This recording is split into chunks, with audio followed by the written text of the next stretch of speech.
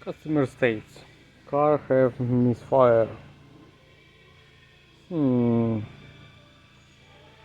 Very interesting. Why? If somebody know, give me answer why this car have misfire. No idea. Yeah, that's why.